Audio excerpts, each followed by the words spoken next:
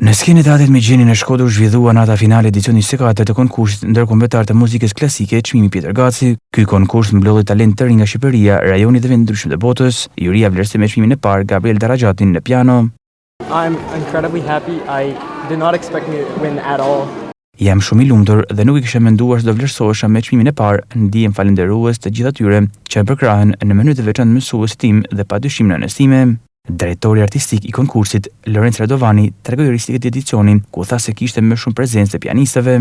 Thëmë vërtetën, duke krahasuar me vitin e kaluar, ku kishim më prezencë violinistash se sa pianistë, ishte një risi, në fakt.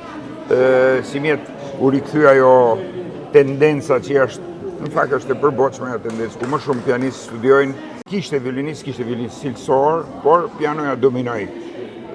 Nuk e di, mbase do ndalemi ta rishikojmë se mund të jetë një herë të japim përparësi njërit instrument një vit të bëhet një formë bienalje për precedencë. Ky është një konkurs i hapur për gjithë llojet e interpretimeve së bashku.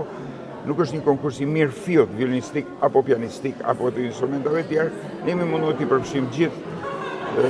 Kishte cilësi, miq të ftuar, anëtarët e zhurisë janë të kënaqur, jo vetëm të kënaqur, por edhe të surprizuar, të befasuar nga niveli, pse jo dhe nga organizimi që i kemi bërë, nga komoditeti, nga pritja e gjitha që më radhë. Ndërkohë kompozitori Senat Gaçević, antar i jurisë, vlerësoi nivelin artistik të pjesëmarrësve. Dakle, radi se o festivalu vrlo ozbiljnog nivo. Atëherë bëhet fjalë për një festival shumë serioz, i organizuar në mënyrë perfekte. Gjithashtu juria kanë punu në atmosferë shumë shoqërore edhe profesionale. Tashmë edhe siç dihet se çdo garë edhe i ka ato vështirësitë e veta, vendimet e vështira. Duke i pa që i keni këta muzikantë shumë të mirë këtu.